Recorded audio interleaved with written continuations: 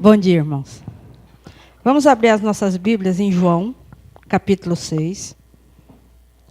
João 6, de 1 a 15.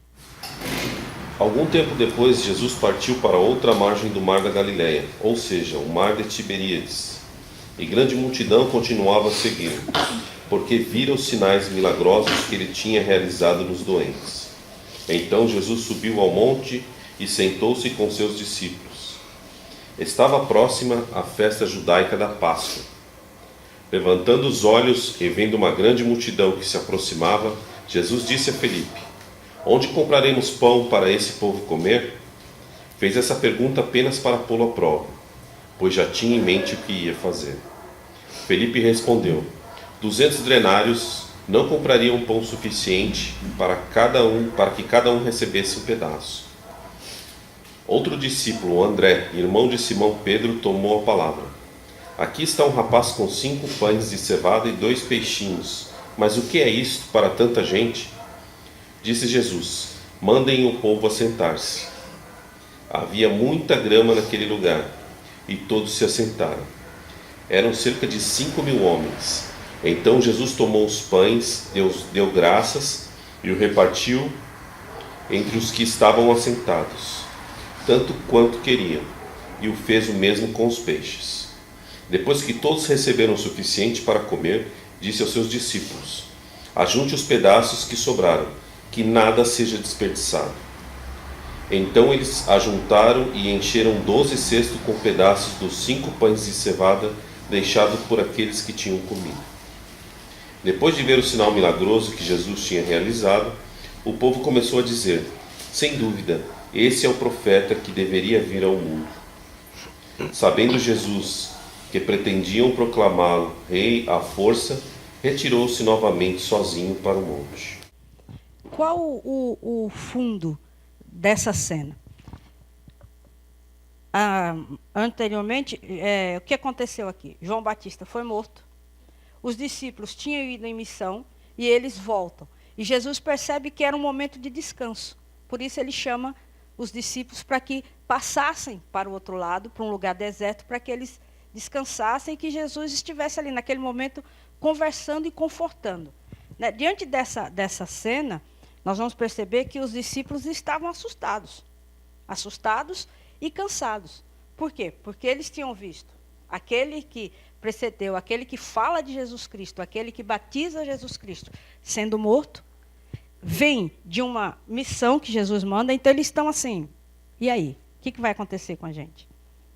Não é? Quando nós estamos em qualquer cena que nos remete a situações, nós perguntamos: e aí? Como será a próxima vez?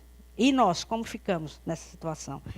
Então, Jesus vê que eles necessitam ali de um tempo para que eles pensassem e que Jesus pudesse continuar ensinando-los e preparando para o que viria a acontecer. Então, essa é a cena. Quando nós falamos de milagre, nós estamos estudando o Êxodo de segunda-feira, e quando nós falamos lá que vimos que Moisés sai, vai para o deserto, fica 40 anos, depois ele volta para o Egito, houve algumas especulações. Por exemplo, Moisés entra e conversa com o faraó.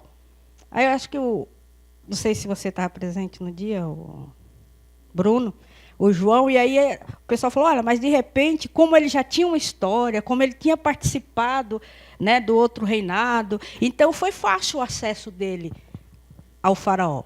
E nós vimos que não, né? Era outro reinado, outra dinastia, mas ele teve acesso. Qual o problema quando nós vemos um milagre? Nós queremos sempre achar uma resposta para aquilo ali.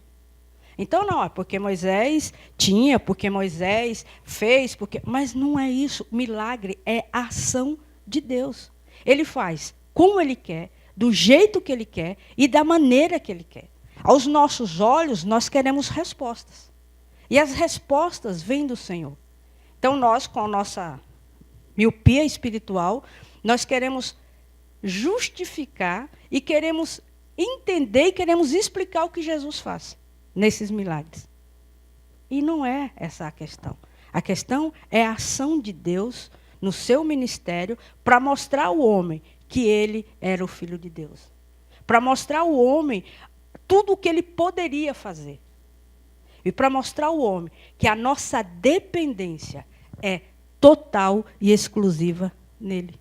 Não há nada que eu ou você possa fazer que venha influenciar e que venha, de alguma forma, dar uma mãozinha, ajudar a ação de Deus na história da nossa vida. Não. A única coisa que nós podemos e devemos fazer dentro desse contexto é confiar, descansar e acreditar que Ele pode fazer todas as coisas. Nós vamos ver algumas coisas aqui, e é fácil quando nós vemos uma cena, já sabemos o início, o meio e o fim dela, e diante dela nós colocamos as nossas críticas. Não é fácil? Você sabe tudo, né? Mas vamos lá. Qual o cenário, né? Jesus, ele, no versículo 2, a grande multidão vem acompanhando Jesus e vai acompanhá-lo durante todo o seu ministério. Mas o que a grande multidão queria de Jesus? O quê? Benefícios. Simplesmente benefícios. Eles queriam que Jesus resolvesse todos os seus problemas. Era só isso que eles queriam. Vendo essa cena, Jesus vai, chama os discípulos e fala, ó, vamos até o outro lado. Né? Vamos, ele fala aqui o mar da Galileia, mas é um lago, né? Né, Maurício? O nosso professor de história, amor. Agora, diante dele, eu fico calada. Aqui, eu olho, sou peixinho. Nem esses aqui, viu? Bem menor. Piabinha. Quem conhece Piabinha. E é um lago, né? Esse lago tem aí 20 quilômetros de largura e 11 de comprimento. Então, não era uma coisa muito grande. Quando Jesus vai, e a multidão continua acompanhando, Jesus entra no barquinho e vai. Quando chega lá, tem gente que já está lá. Outros foram a pé e já estavam lá. A Bíblia fala que tinha, em média, 5.000 pessoas. Quando a Bíblia fala, e nesse contexto, só se conta o quê? Homens. Só se contam homens. Então, você vai ter aí 5.000, contando com a esposa, se cada um tivesse a esposa, nós vamos passar de 5 para 10. Se cada um tivesse um filho só, nós vamos passar de 10, 15. Isso aí é uma estimativa, de 15 a 20.000 pessoas. A gente não conta a sogra, viu? Ela não entra nesse contexto aqui, não. Então, de 15 a 20.000 pessoas estavam acompanhando Jesus. E aí, de onde surgiu esse povo todo? As duas cidades que ele fala aqui, elas tinham em média de 2 a 3.000 pessoas. Por quê? Tanta gente apareceu. Porque você vai pegar essas duas cidades, é uma cidade que tem a rota, vem do norte para Jerusalém, e ele fala aí que nós estamos perto do quê? Da festa da Páscoa. Essa seria a penúltima Páscoa que Jesus ia participar, festa da Páscoa. Então, eles estão descendo para o norte, para Jerusalém, para participar dessa festa. Então, vai ter muita gente ao meio do caminho andando. E todo mundo aqui já tinha ouvido falar de Jesus e de seus milagres. Então, era duas situações em uma. Primeiro, eles estavam indo para a festa. E segundo, já que Jesus está ali e eles têm interesse, como nós também temos, eles descem e vão atrás de Jesus. Versículo 3. Então, Jesus subiu ao monte, sentou com seus discípulos. Durante o dia, no versículo 5, ele fala, levantando os olhos. No versículo 4, estava próxima à festa judaica da Páscoa. Jesus ficou ali o dia inteiro, falando do seu reino e curando. Então, aquilo que Jesus tinha planejado ali, para que ele fosse com seus discípulos, para acalentar os seus discípulos, para continuar ensinando os discípulos, ele fica, de novo, falando à multidão sobre o reino e curando. Começa a se encerrar a noite, começa a cair a noite. E aí, lá em Mateus, porque esse milagre vai ser descrito nos outros evangelhos, lá em Mateus, ele fala no capítulo 14, versículo 15, que eles chegam para ele e falam assim, Senhor, está anoitecendo. É muita gente que nós vamos fazer? Então o Senhor vai lá e dispensa esse povo, manda o povo, manda o povo embora, porque nós não temos como alimentar essa multidão. E Jesus, conhecedor de todas as coisas, no versículo 6, ele faz uma pergunta.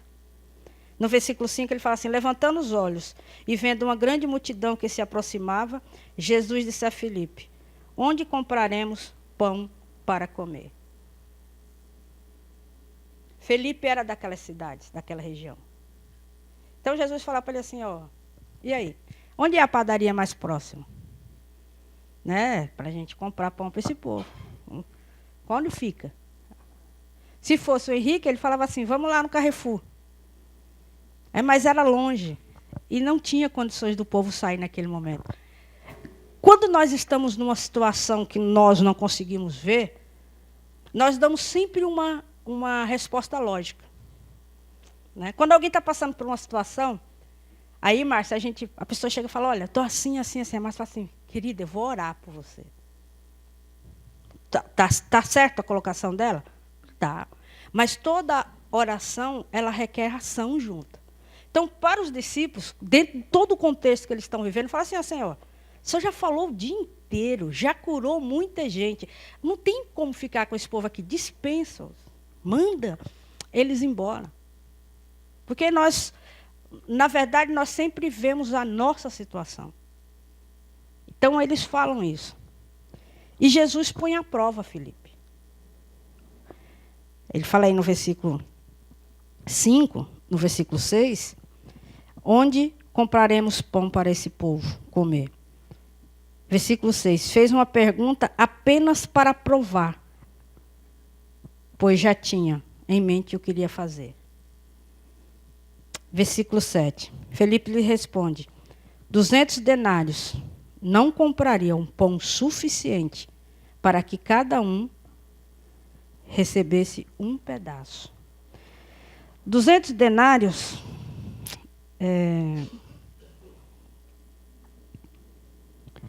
200 denários fariam com que comer um denário seria o pagamento de um dia de trabalho. Para comprar pão para aquele povo todo e cada um comer pelo menos um pedaço, a necessidade ali, ele vê, analisa a necessidade, ele fala assim: tinha que ser 200. 200 denários dariam mais ou menos 8 meses de trabalho. Eles não tinham isso. Não foi errado Filipe fazer uma análise da situação. Nós também temos que fazer uma análise da situação. Porque em toda situação, nós somos participantes delas. E nós temos que tomar precauções. E nós temos que olhar a situação e ver o que está acontecendo diante da nossa realidade. Filipe faz isso. Ele olha aquela multidão e fala: Senhor, se arrumarmos aí 200 denários, cada um come aí um pedacinho de pão. Mas no versículo anterior, ele fala que Jesus põe ele à prova. Por que Jesus põe ele à prova? Aqui no Evangelho de João, na descrição aqui, esse aqui já é o quarto, apesar de nós estarmos estudando o segundo milagre, dentro aqui é o quarto, em João. Então, Filipe, ele está com Jesus. Ele está ali com Jesus dia a dia. Ele viu o que Jesus fez. Ele vê, ele está na presença do Senhor. Ele viu lá o milagre da água em vinho. Ele viu todo o contexto, ele está com o Senhor. E ele foi, no mínimo, incrédulo. Então, nós podemos aqui dizer, Filipe, um homem que andava com o Senhor, que estava com o Senhor, não acreditava no Senhor que ele servia. Nós fazemos isso. E nós? E nós? O Senhor não está andando conosco? Não? Filipe estava com o Senhor. E nós não estamos? Qual é a nossa vida? O Senhor faz um milagre em nossas vidas hoje. Amanhã, nós já estamos reclamando de uma outra situação e querendo outro milagre. Filipe foi incrédulo diante da situação, nós também somos. E a nossa responsabilidade é muito maior do que a dele. Porque apesar dele estar andando com Jesus, eles traziam, o povo judeu traziam em sua mente um rei que o servisse naquele momento. Eles não têm esse contexto que Jesus é o pão da vida, mas é o pão da vida eterno, que vai trazer libertação para eles e salvação da sua alma. Eles estão vivendo dentro do jugo do governo romano e eles querem, naquele momento, um governante, um rei que o libertasse de toda aquela situação. E nós hoje? Nós temos aqui, nós temos a palavra de Deus. E ela fala assim, que o Senhor está conosco todos os dias. Acordar e estar aqui é um milagre.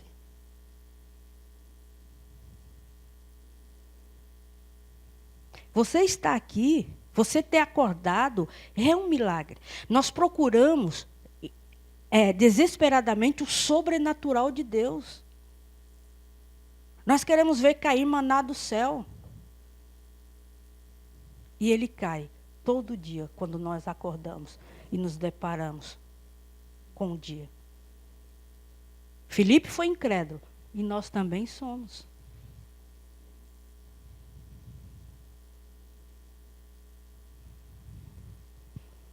O pastor falou, segunda, né? Spurgeon escreveu lá que os milagres, né? As vitórias, os problemas nós escrevemos no mármore. Os nossos dissabores nós escrevemos no mármore. Mas as nossas vitórias nós escrevemos na manteiga. Ele usou a manteiga porque ele não sabia direito o que era, mas depois ele colocou lá para nós na areia. Né? Nós colocamos as nossas vitórias, escrevemos ela na areia. E apaga-se logo. Mas as nossas decepções, os nossos problemas, as nossas frustrações, nós escrevemos no mármore. E nós estamos constantemente lembrando dela. Então o Senhor nos dá bênçãos, nos dá pão, nos dá água, nos dá o sustento, nos dá a vida, apesar de todos os problemas. Esse é o milagre da salvação. Um Deus, por amor, vir e morrer por nós, miseráveis pecadores. O milagre mostra, o milagre aponta para o Senhor. O milagre faz isso. E nós criticamos André simplesmente porque ele esqueceu de quem ele estava, quem estava do lado dele. Mas a nossa autocrítica, qual é?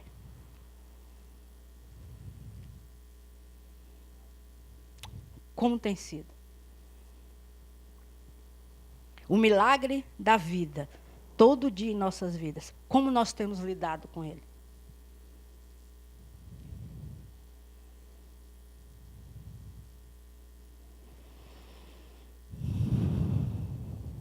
No versículo 8, outro discípulo, André, irmão de Simão Pedro, tomou a palavra. André também era daquela região, também morava ali. Aí ele fala assim, olha, aqui tem um rapaz com 5 pães de cevada e 2 peixinhos. Até aí ele estava, sabe igual aquele aluno da escola do professor Raimundo? Os mais contemporâneos vão entender. Lembra que ele pega o aluno lá e o aluno vai respondendo, quando chega no final para tirar um 10, ele erra? André até que foi bem aqui. Ele fala assim, olha, Senhor, espera aí, tem aqui 5 pães e 2 peixinhos. Diante de uma multidão de 20 mil pessoas, o que são 5 pães e 2 peixinhos? Mas André ainda se arrisca. Aí chega no final e ele fala assim, o que é isso? Para tanta gente.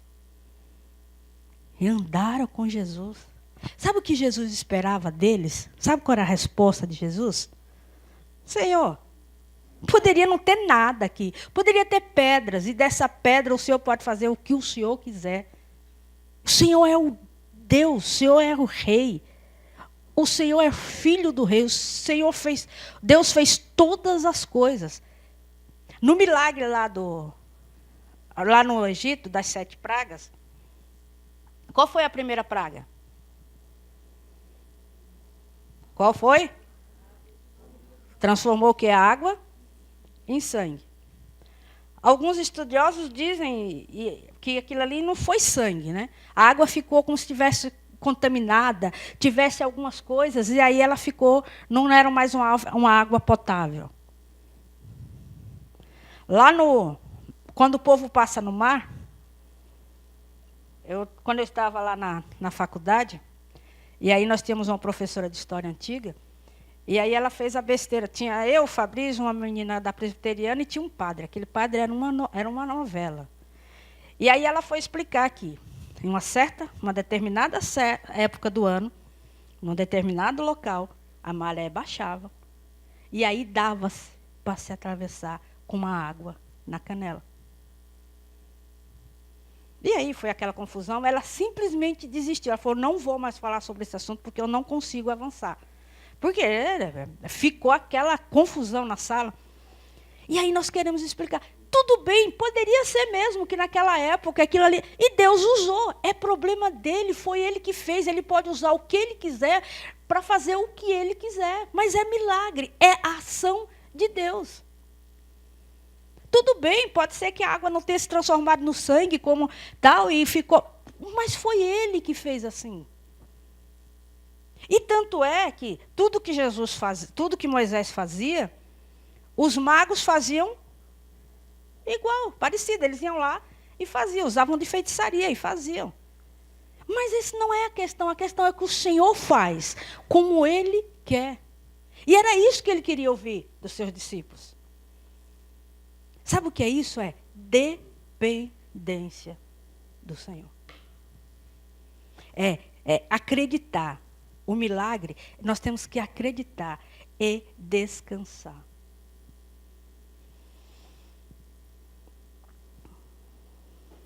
Que palavra difícil é?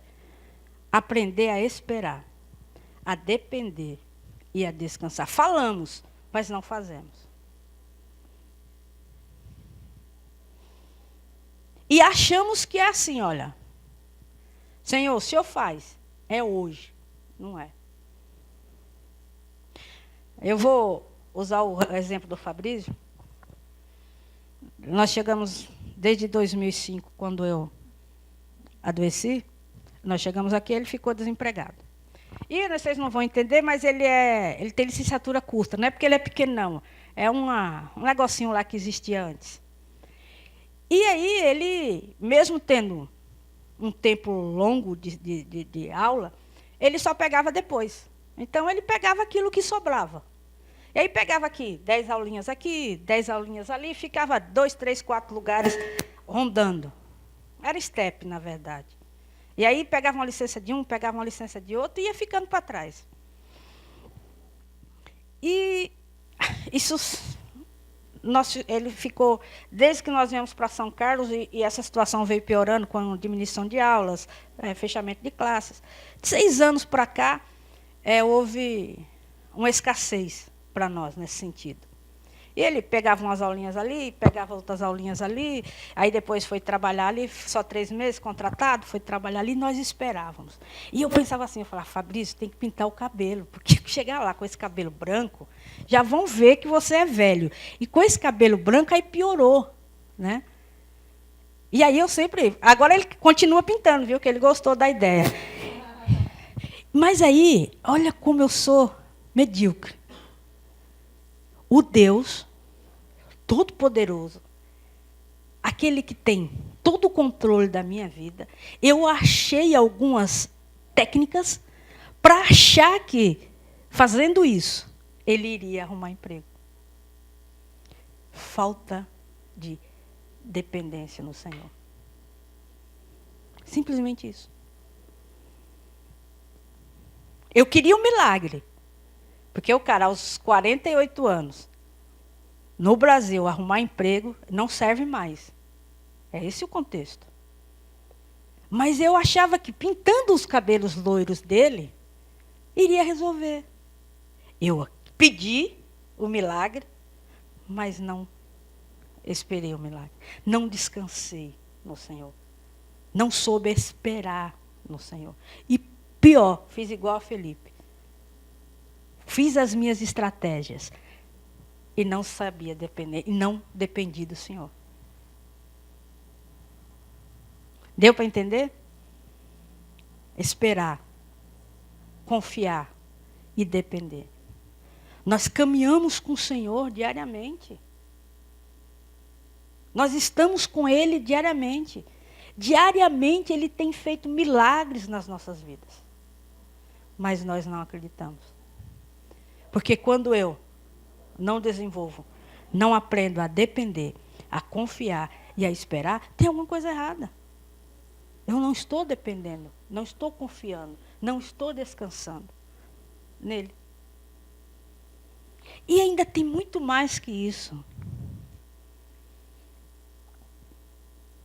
Independente de qualquer situação que alguém esteja passando aqui, ou eu, ou alguém, nós já ganhamos, nós já recebemos o maior milagre, que é a salvação. Só que nós pensamos nas coisas daqui, esquecemos do céu. Nós esquecemos, porque o nosso coração está voltado para as coisas que nós podemos pegar e desfrutar. Felipe viu isso. André também. André até viu, falou, olha, tem 5 pães e... Mas, isso aqui, diante dessa multidão, é nada. Diante dessa multidão, é nada. Todos que estamos aqui hoje, somos um milagre de Deus. De misericórdia, de amor. Né? A Débora Vieira, que me acompanhou desde o começo, e quando eu vim lá de São Paulo, que eu fiquei 1 mês lá no servidor público, que o médico falou que eu tinha 4 meses de vida, eu esqueci de depender do Senhor. Eu esqueci que eu sou um milagre porque Ele me salvou. E o que seria 4 meses? Ainda bem que eu sou de humanas, né? Porque a matemática do homem não deu certo.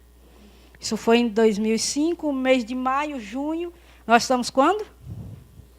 2018. É um milagre, é o sustento do Senhor.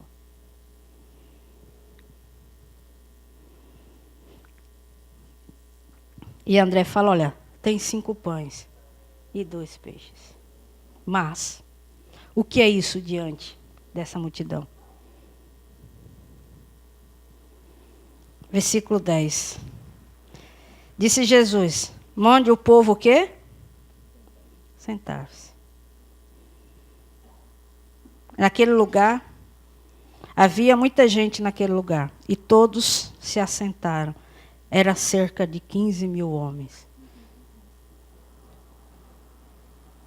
Jesus tomou os pães, deu graças e o repartiu. Esses pães aqui, ele fala aí que é pão de quê? Cevada. Não era pão de trigo. Quem comia pão de trigo era quem? Rico. Esse pão de cevada, eles eram uma bolacha, um negócio assim amassado. Umas bolachinhas assim. E esses peixinhos, ele não fala que peixe. Ele fala o quê? Peixinhos. O negócio era pequenininho. Não existia lata de sardinha, né? Sardinha vem existir agora.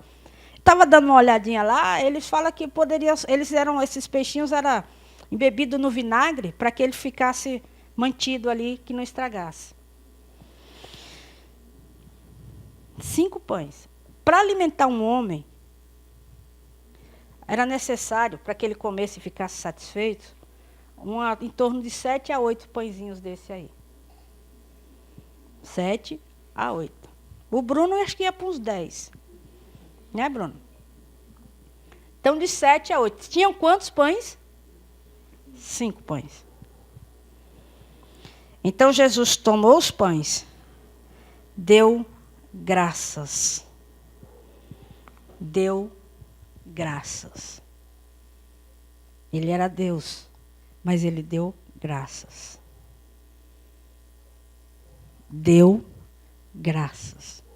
nós não agradecemos a Deus pelo que temos. E sofremos por aquilo que não temos. Jesus deu o exemplo. Ele pegou o que tinha e deu o quê? Deu graças. Nós temos muito mais do que nós precisamos. Essa frase não é minha, é do pastor Reginaldo. O Senhor tem nos dado. Nós não temos o que nós queremos, mas nós temos o que nós precisamos. O Senhor tem dado muito mais do que nós precisamos. Ele deu graças e o repartiu entre os que estavam assentados. Lá em Mateus e nos outros evangelhos, eles falam que eles mandaram o pessoal sentar em turmas de 50 e de 100. Eles organizaram e mandaram lá. Jesus manda pegar uns cestos.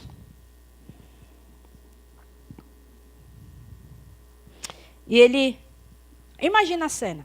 Ele pega aqueles 5 pães, aqueles 2 peixinhos. Eu falo das cestas porque ele fala lá mais na frente que sobraram 12 cestos. Então, imaginamos nós que ele pega ali, ele dá graças e ele começa a cortar aquela bolacha lá. E ele vai cortando e eles vão servindo. E ele vai cortando e eles vão servindo. E ele vai cortando e eles vão servindo. Ele vai cortando e eles vão servindo. E todos ficaram fartos. Então, não só deu ali 7, 8 para cada um, não. Ele fala que todos comeram. Versículo 12. Depois que todos receberam o suficiente para comer, disse os discípulos: ajunte os pedaços que sobraram, que nada seja desperdiçado. Esse ajunta os pedaços, quando nós comemos pães em casa, dependendo da origem, tem uns que a gente aperta o bicho, só tem ar, né? E aí você vai comer, cai aquelas fanisco, os restos. Não era resto. Não foi sobra da boca de ninguém. Foram os pedaços que ninguém comeu, que fartou o povo e aqueles pedaços sobraram. E quantas cestas sobraram de pão? 12, com pães e peixes. Todo mundo comeu que sobrou.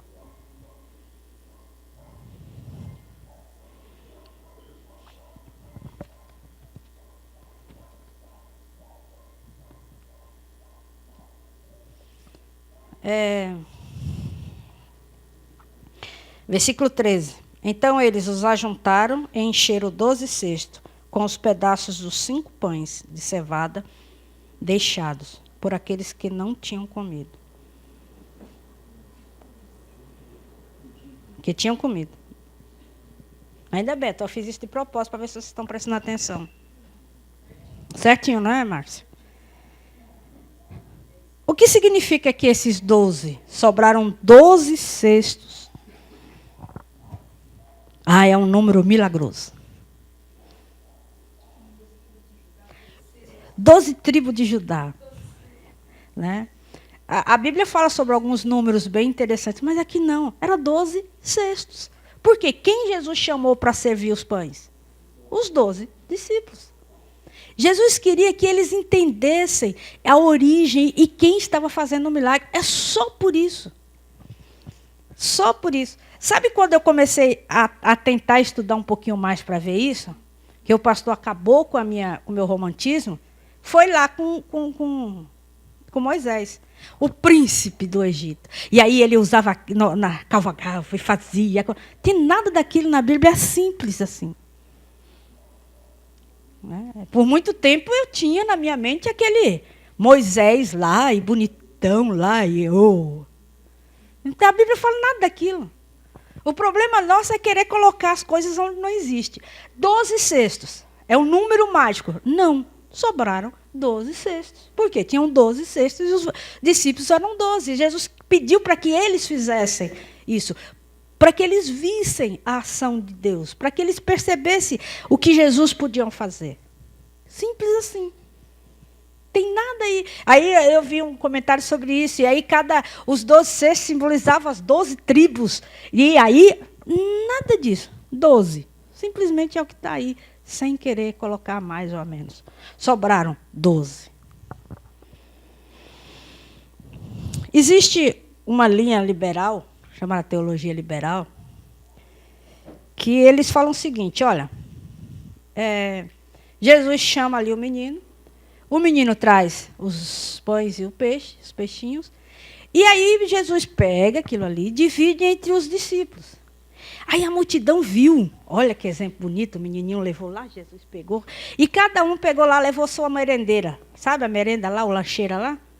Que a gente ia para a escola levar aquele negocinho azul do copinho do lado. Né? E cada um estava lá com o seu bornalzinho, com sua mochilinha, né? Com a sua...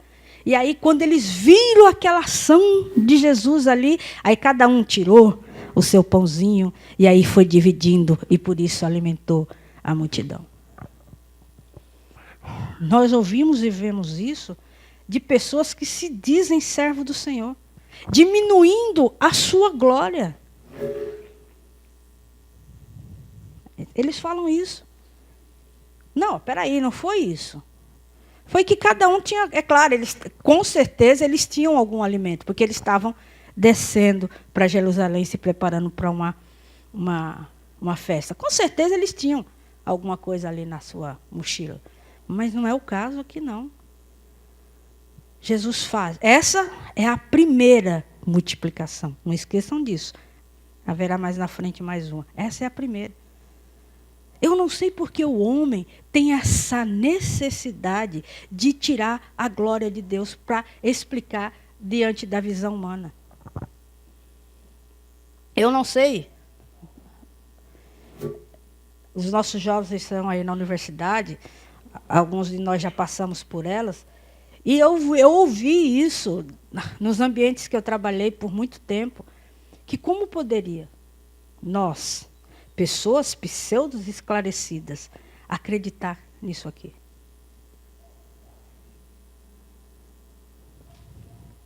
E ele fala aqui, comeram e se fartaram em cima do milagre do Senhor Jesus.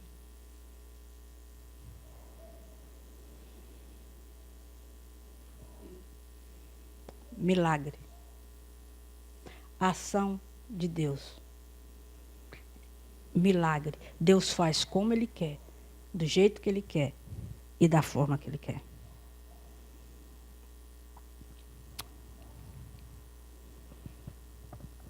Mesmo assim, diante de tudo isso, fartaram-se, foram curados, ouviram.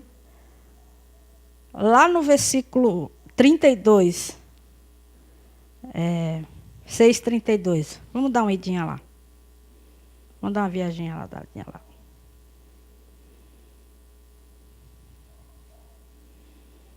No versículo anterior, esses mesmos que foram alimentados, eles falam assim para Jesus, vem cá, mas o que é isso? Diante do que Moisés fez cair o maná. Você imagina, se ali para 15 mil, 20 pessoas, pães e peixes, no deserto, para aquela multidão que sai do Egito, a multiplicação de peixe e pão ficou pequena diante do maná que vinha todo dia.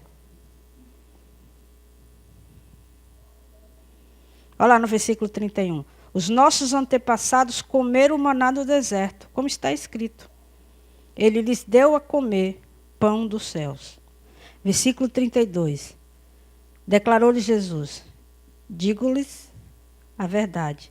Não foi Moisés quem lhes deu o pão do céu, mas é o meu Pai quem lhes dá o verdadeiro pão do céu. 33. Pois o pão de Deus é aquele que desceu do céu e dá vida ao mundo. 34. Disseram eles, Senhor, dá-nos sempre esse pão. Eles estavam com Jesus. Eles andavam com Jesus. E eles não reconheciam em Jesus o Filho de Deus, o Salvador. Povinho sem vergonha, né? O povo estava no deserto. que acontecia? O que protegia eles durante o dia? A nuvem. E à noite? Coluna de fogo. O que isso simbolizava para eles e para nós? A presença do Deus vivo. E mesmo assim, eles não creram.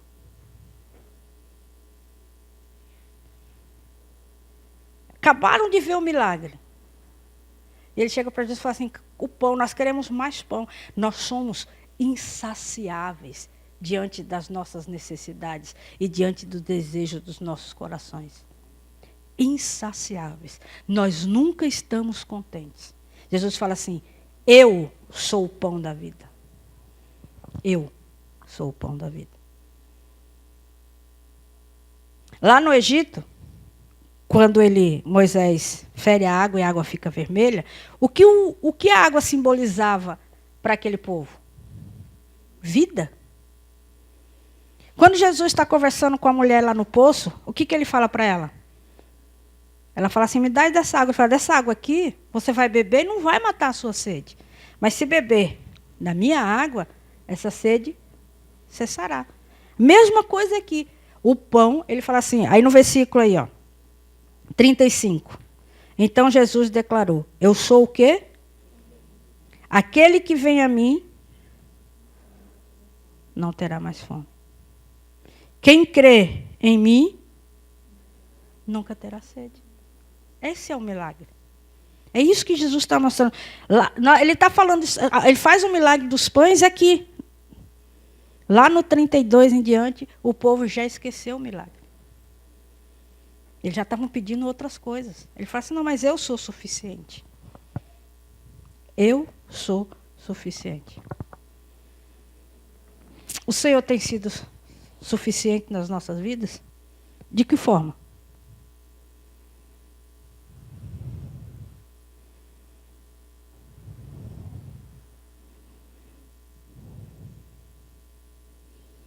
O milagre mostra quem Ele é.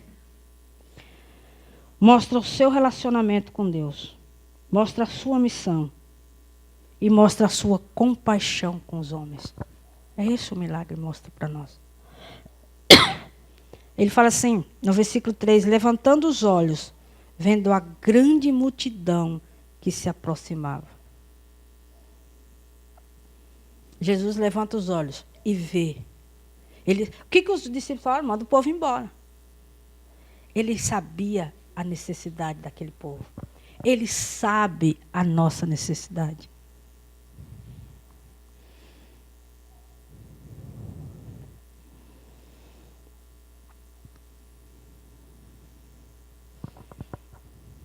Que sinal mais nós queremos? Que milagre mais nós queremos? Perceberam que nós nunca estamos contentes com aquilo que nós vivemos? E cada vez que a gente começa a ler a palavra de Deus, que é o nosso alimento espiritual, e a gente começa a ver as nossas atitudes, não fica olhando a vida do outro, não, olha para a tua, o outro. Nós temos que começar a mudança por nossa vida. É o nosso testemunho.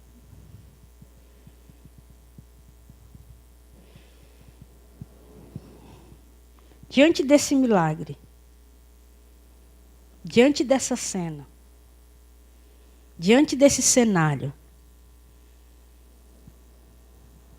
o Senhor tem sido suficiente nas nossas vidas? Tem? Se tem, por que nós somos tão medíocres, tão meias bocas diante do Senhor? Se tem sido suficiente, por que nós procuramos nas coisas a alegria para os nossos corações? Se tem, por que a vida com Cristo não é prioridade?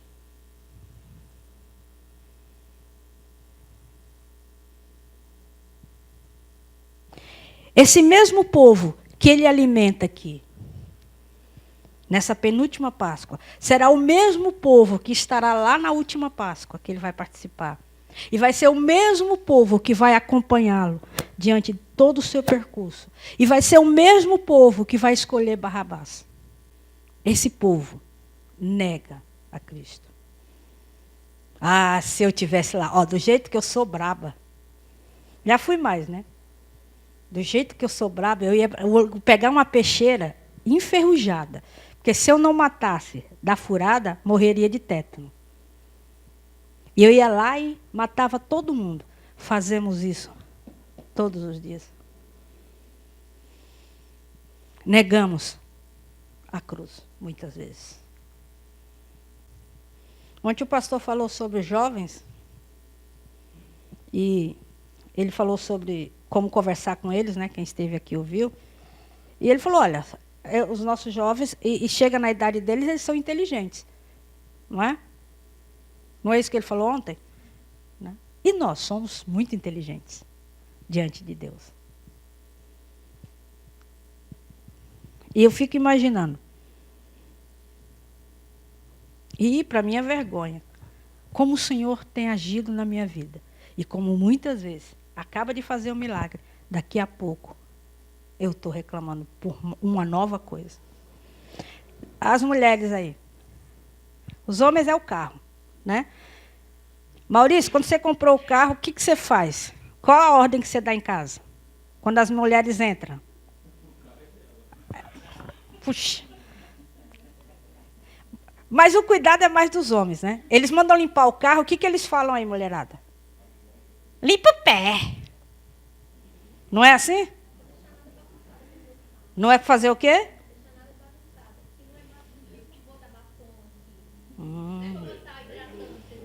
É. Isso é no começo. Quando você pega o carro lá no plástico, né, vai fechar a porta. Tec. É. A Bilá, gente, a Bilá, a Bianca daqui uns dias tem que mandar trocar a porta do carro, porque ela faz assim, pef, eu falo para a criança, é só fazer assim, ó. É um negócio, não é? Eu falo assim, ficou sem porta. Eu falo, Bilá, você não tem geladeira em casa, não? Né? Então, quando a gente compra uma coisa, ela tá ali, ó, bonitinha. E vai lá, e passa um negocinho, e põe um cheirinho. Daí a 4, 5 meses, quando a gente vai olhar, o carro tá uma coisa. Carro de professor, então, não tem onde sentar. É prova, é livro, é trabalho, é não sei o quê. Normalmente, quando a gente ia dar carona para alguém, tem que ir lá atrás, tirar tudo e colocar no porta-mala. Os professores estão balançando a cabeça que é assim mesmo que funciona. Né? Quando a mulher compra... Você já viu aquela geladeira lá? Aquela geladeira que a gente quer? A nossa está funcionando, está lindinha. Mas aquela fala. Né? Aquela fala. E aí nós compramos aquela geladeira, né, Márcia? Aí nós colocamos ela lá na cozinha. Pega o paninho, vai lá e ó. Cuidado! Daqui uns dias a geladeira está preta. Sabe por quê? Se tornou comum. Naquele dia, percebeu quando a gente compra uma coisa nova em casa, a gente olha tanto para ela que ela se destaca. Parece que nós só vemos ela. Aí passa. É assim o nosso relacionamento com o Senhor. É assim. Ele faz hoje. Amanhã a gente já esquece. E já queremos uma nova. É claro, nós temos que ter novas experiências com o Senhor a todo dia. Mas não é isso que eu estou falando. É esquecer daquilo que o Senhor faz. Nós demonstramos para Ele que Ele não é suficiente nas nossas vidas. Até porque os nossos corações só estão alegres quando Ele dá aquilo que a gente quer, principalmente materialmente.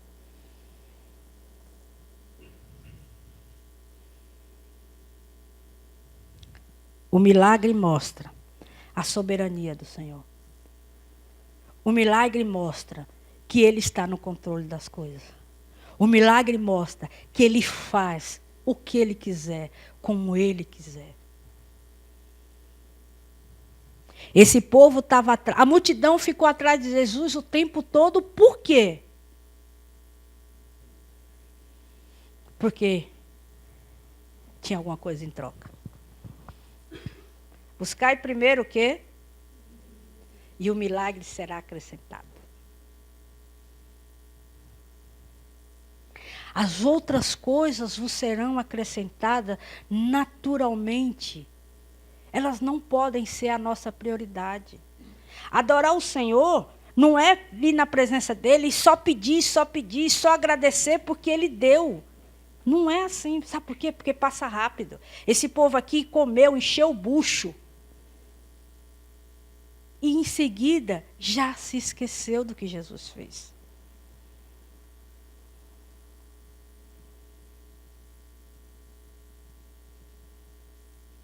Felipe,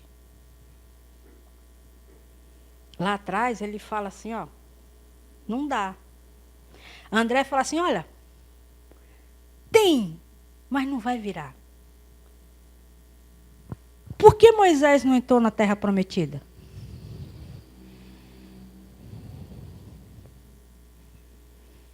Lembram lá em Números 22?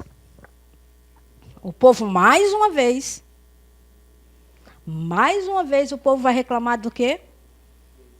Sede. Mais uma vez. Aí Moisés chega ao Senhor. E aí? Ele fala assim, vai lá. Fala a rocha. Só foi isso que ele mandou ele fazer.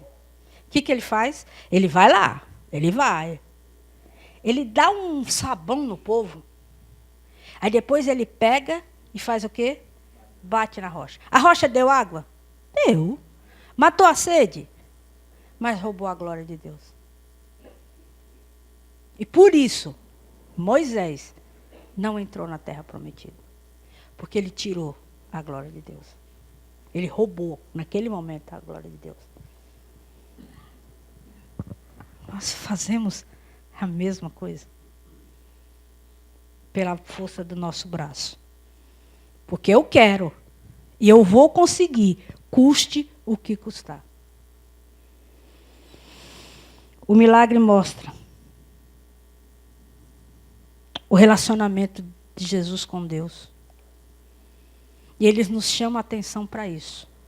Como está o nosso relacionamento com o Senhor? Como nós temos andado com o Senhor?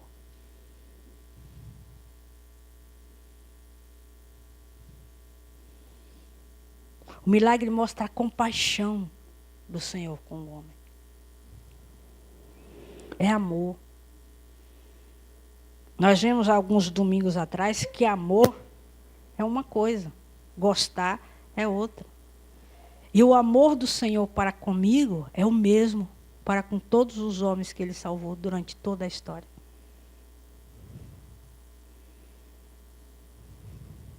Gostar, nós temos preferências. É natural nosso, né? Nós gostamos. Quando eu fui para o Guião, de livre e espontânea pressão, porque o Sebastião se transformou em escola de tempo integral, o projeto, e aí nós fomos transferidos automaticamente para a escola mais próxima. E a nossa escola mais próxima, para nós que éramos do Sebastião, era o Galvão Guião. E, se vocês não entendem, o meio do professor é um meio complicado. E para você conseguir entrar naquele meio e ser aceito, é complicado ao quadrado. Como eu estou ficando velha, já não tenho mais essa paciência de ficar pagiando ninguém, eu fiquei na minha. E uma das únicas pessoas que veio conversar comigo foi aquele rapazinho ali, o Maurício. Foi o único, um dos únicos que veio, até porque a gente não senta na mesa, né, Maurício? Não deixam. Então tem uma mesa enorme lá, só senta os bambambãs e a gente puxa a cadeirinha dessa e senta do lado. Eu ficava sentada lá quando não tinha ninguém. Na hora do intervalo eu já saía, porque tinha gente que já olhava e falava assim, esse aí é meu lugar. Eu tinha vontade de perguntar se estava escrito. Mas aí, como eu fui uma pessoa mais empoderada, fiquei um pouquinho mais educada do que eu era antes, porque senão eu ia pegar a cadeira e perguntar se estava escrito embaixo. Mas como eu mudei um pouquinho, eu me afastava. E aí fica o Maurício e os outros sentados lá perto da janela, com a cadeirinha lá, porque a gente não consegue entrar. E foi uma das únicas pessoas que veio conversar comigo. E eu falei para ele, ó o que eu vou falar, hein? Que foi amor à primeira vista. Né? O respeito, como ele me tratou, e eu não sabia que ele era da igreja, nem ele sabia que eu era. E aí nós começamos a conversar, e ele era professor do Mateus no primeiro ano.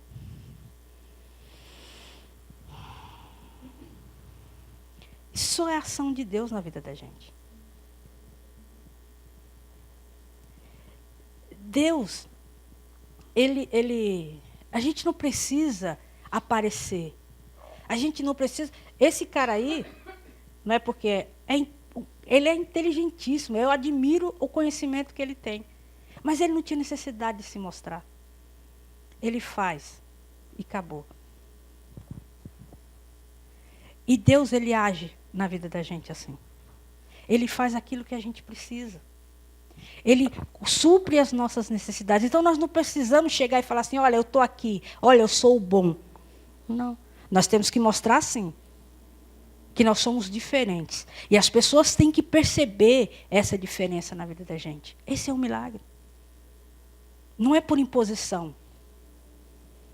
É por testemunho. E eu só vou desenvolver isso quando eu tenho um relacionamento com Deus. Eu não tenho necessidade de ser notada. A necessidade há de ver em mim que eu sou diferente. Relacionamento com Deus requer dependência. E o milagre mostra isso. Então, vou voltar àquela pergunta. O Senhor tem sido suficiente nas nossas vidas? Se tem, e deveria ser, por que que nós somos tão falhos? Por que que nós não temos a alegria do Senhor?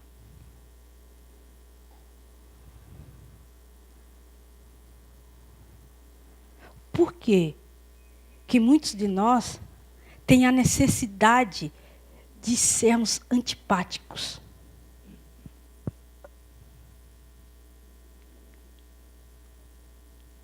Por que que em nós não tem o amor que é necessário um pelo outro?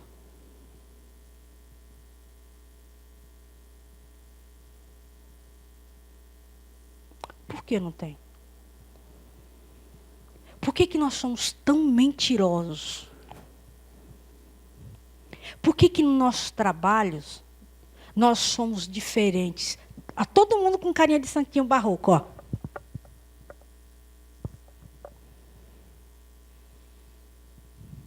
Por que que o nosso comportamento lá fora é diferente? Eu brinco com a Débora, toda vez que eu vou na casa da Débora tomar café ou ela vai na minha, tem uma mosquinha que aparece. Eu acho que ela fica filmando a gente. Já pensou se tivesse um negocinho filmando o seu dia a dia fora da igreja? Sinto muito de te dizer, o Senhor está presente em todos eles. Como tem sido o nosso falar? Antes, eu usava o Facebook para dar indireta. Então, quando eu estava brava com alguma coisa, eu chegava lá e falava um monte de besteira. Que idiotice, né? Chegava lá, jogava cada indireta que parecia como se fosse resolver alguma coisa. Né? Hoje eu já não uso mais para isso. Estou melhorando, um pouquinho. É 0,1000. Né? Hoje, o Facebook tem sido o nosso retrato. Nós ostentamos, nós mostramos, nós temos a necessidade de mostrar para os outros que nós estamos bem. Só máscaras. Prestou atenção nisso? Nós temos a necessidade de mostrar, olha, eu tenho, viu? Você não tem. É isso que o nosso coração tem buscado.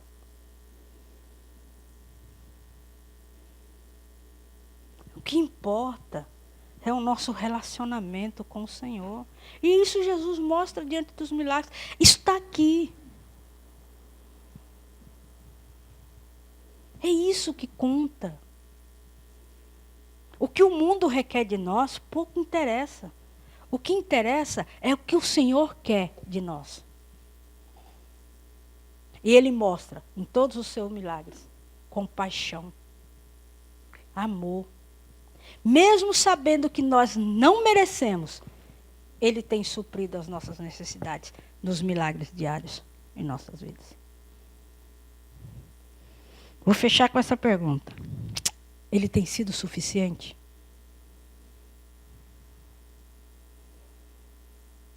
Se tem,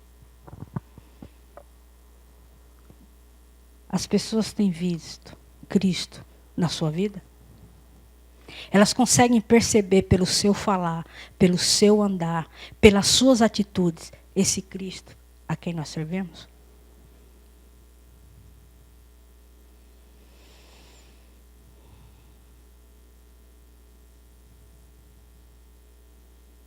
Tem?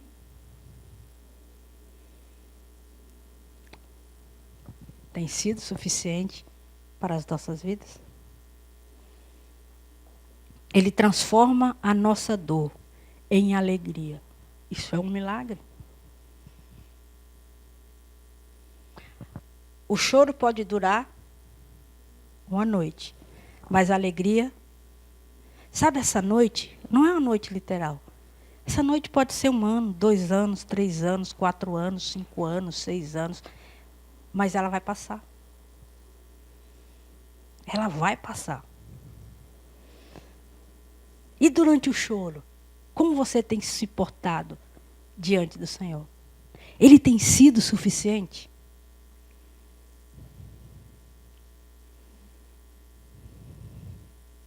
Os milagres mostram a soberania de Deus.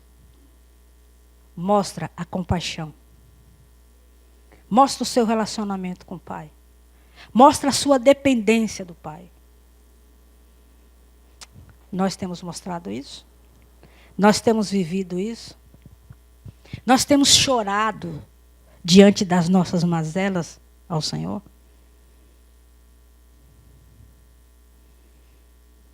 Os milagres revelam a grandeza de Deus e quem Ele é. Nós temos reconhecido isso?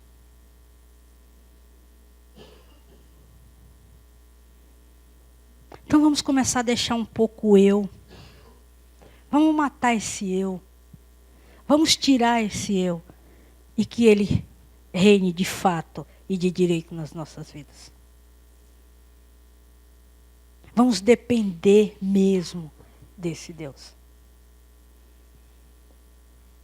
Vamos falar para Ele: Senhor, o Senhor já mudou a história da minha vida. Porque eu vou estar com Ele no céu.